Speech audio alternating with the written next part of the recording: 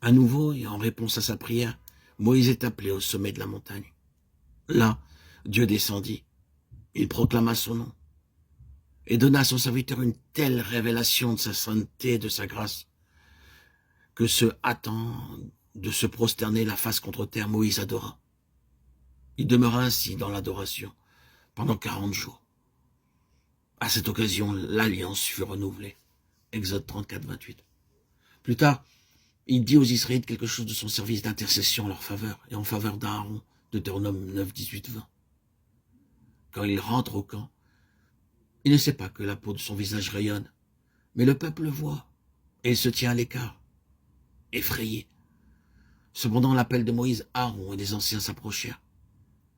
Mais comme la majorité des humains ne peut comprendre ce qui est d'en haut, Moïse jugea nécessaire de se couvrir la tête d'un voile qu'il enlevait lorsqu'il parlait à Dieu, en solitude plus grande que jamais pour l'homme de Dieu. Et c'est ici le résultat d'une communion intime avec l'Éternel.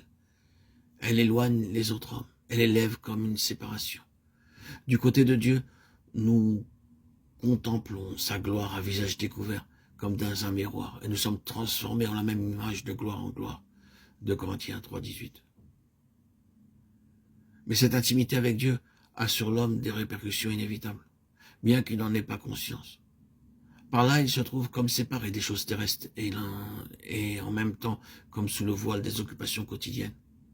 Regardé comme inconnu et cependant bien connu, comme mourant et cependant nous vivons, comme châtiés, mais nous n'en mourrons pas, pressés de toutes les manières, mais non réduits à l'extrémité, perplexes, mais non sans espérance, sans cesse livrés à la mort pour l'amour de Jésus, afin que la vie de Jésus soit aussi manifestée dans notre chair mortelle.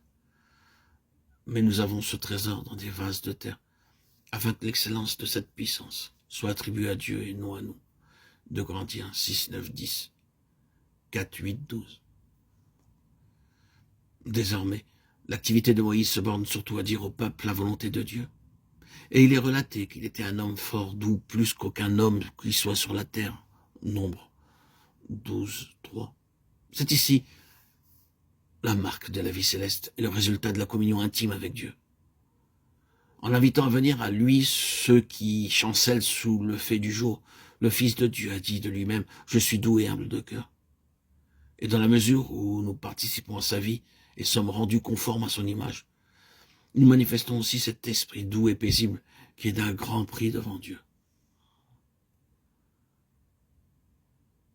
Cette douceur de l'homme qui a vu Dieu face à face, nous la discernons désormais dans la vie de Moïse.